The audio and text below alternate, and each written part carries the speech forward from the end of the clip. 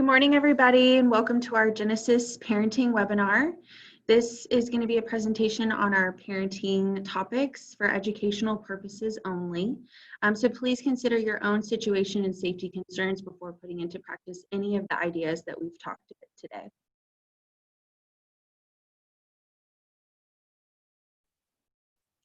So just a few safety housekeeping items to keep in mind. Please be sure to watch this in a safe place where only safe people can hear it.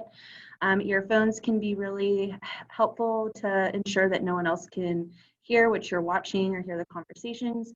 Remember to clear your browser history after watching the video if someone else monitors your phone and computer.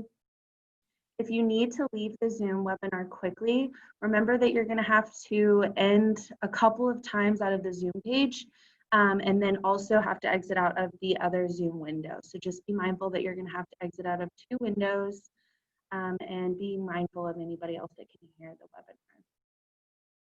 webinar. Please do not use the chat feature on Zoom. We are not monitoring this chat feature. Your name and comment will be seen by anyone watching the live video.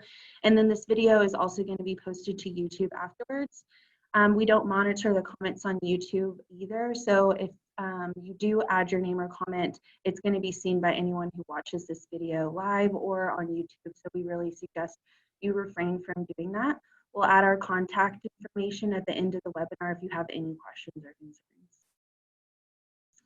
If you are in a crisis or you're needing help with emergency safety planning, shelter, you can always call our 24-hour hotline. That's 24 hours a day, 7 days a week. It's 214-946-4357. If you'd like to sign up for counseling at our outreach location, you can contact a counselor at 214-389-7700. If you have any questions about anything that's said in today's webinar, you can contact us counselors directly.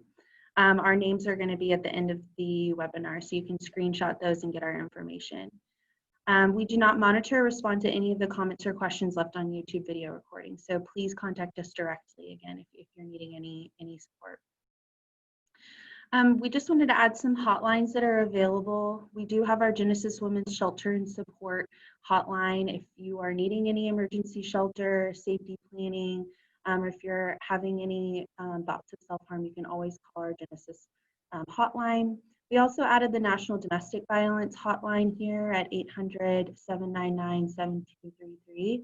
And we know that this might be a difficult time and thoughts of hopelessness or even self-harm can come up. And so we wanted to add the National Suicide Hotline as well at 800-273-8255.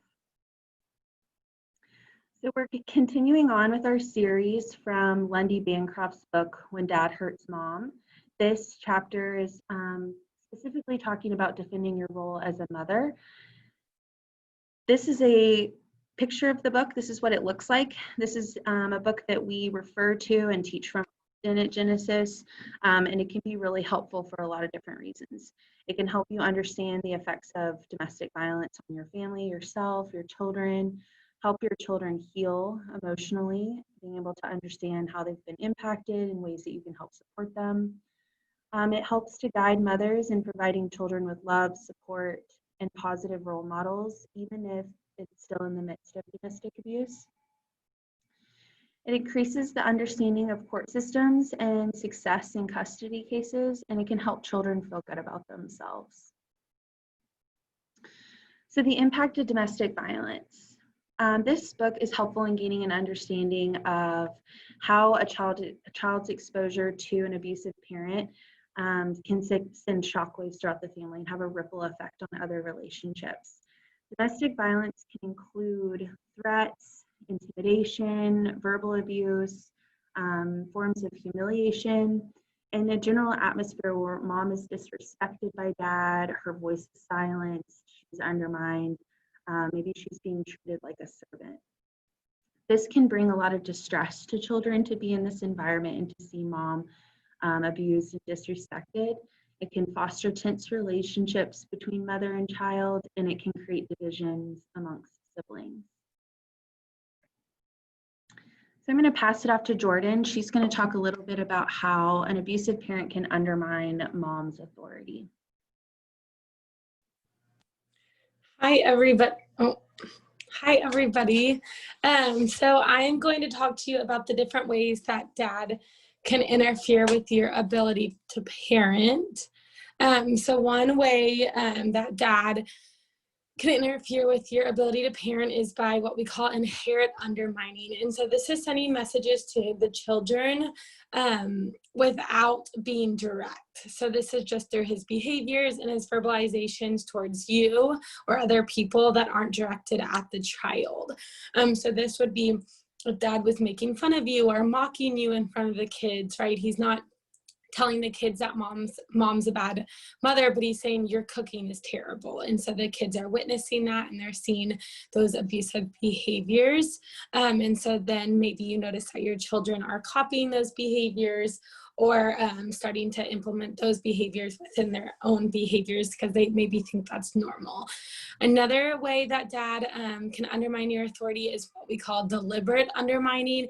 And so this is when dad is verbalizing specific things to the kids to make them believe that about mom. So some angry and controlling men teach children overtly to disrespect their mother. So maybe in front of you, they tell the kids, your mom doesn't love you, or even they say this behind your back. Your mom is a bad mother. Mom doesn't have any idea what she's doing. Everything would fall apart if you guys didn't have me. This also could include dad saying false things about you or making up things or telling lies about you. So maybe mom drinks too much, or mom does drugs, or mom is so mentally unstable that she doesn't even know how to parent you, or mom's cheating on me, and especially with older kids, right? And so then the kids get misinformation, and if you don't even know that the kids are being told that, right, you don't even know that you need to talk to your kids about this. So this type of parenting or this type of undermining makes your life really difficult, and the dad is doing it directly on purpose. Another type of interference is direct interference. So again, this is really similar to deliberate undermining, and this is when the abusive partner's actions prevent you from caring for your children in a way that you would choose to. So if your child is crying and dad says, do not touch your child, or do not console your child, and you know that if you console your child, right, that the abuse is going to escalate. So for your safety and the child's safety, you can't do that. Or maybe the child's crying in their crib and you can't go get them. Or, you know, the child's really hungry and dad is saying, you know, it's not dinner time yet. You're not allowed to feed the children. And then another way is indirect interference. So less time and energy, making you too strict. Addiction, you become the child's target, or double binds for you. So what this means is, right, when dad is making your life really difficult, right, it's really hard for you to parent. And so maybe you have less time and energy towards your kids, or maybe you're really strict because dad is what we call Disneyland dad, and he's doing everything for the kids and buying everything for the kids and not following rules. And so then you have to be the parent that's constantly setting those rules. Addiction, so maybe dad is dealing with addiction that makes parenting really hard and can interfere the family as a whole.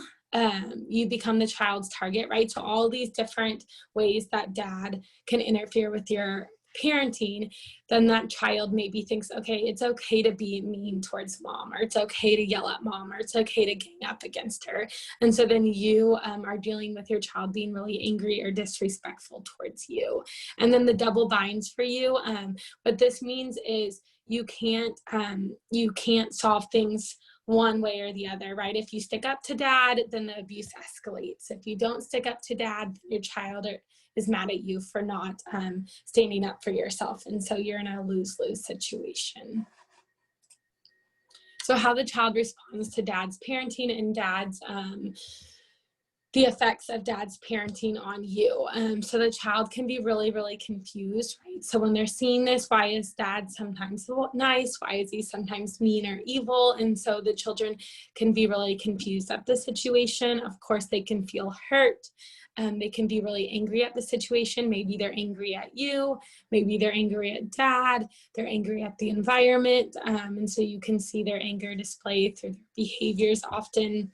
Another one is joining in with dad, right? And so dad has taught them that these things, it's okay to be mean to your mom, or maybe joining in with dad is the safest thing. And so you tell your child, it's okay when dad's making fun of me if you laugh, because that makes you feel safer, right? And it keeps us safer. And so sometimes the child will join in with dad just because that's the easiest, safest thing to do. Sometimes they see the abuse as necessary or deserved, right? And so if the abuse continues to happen and dad's not getting in trouble for it, or the court's not helping, or even the police shows up and doesn't help, or the police shows up and then the police leaves and it escalates, right? So these children are seeing, well, nothing is stopping dad and he continues to do it. And so maybe this is normal. Maybe mom deserves this. Children can feel, of course, really scared and fearful. And then children can also be really want to be consoled all the time and to feel secure. Maybe they're overly attached to you. And this can be really hard for a mom, because sometimes mom is stuck in a situation where she can't console her child because it's not safe, or dad doesn't want her to, or and this can, of course, create anger and tension between you and the child.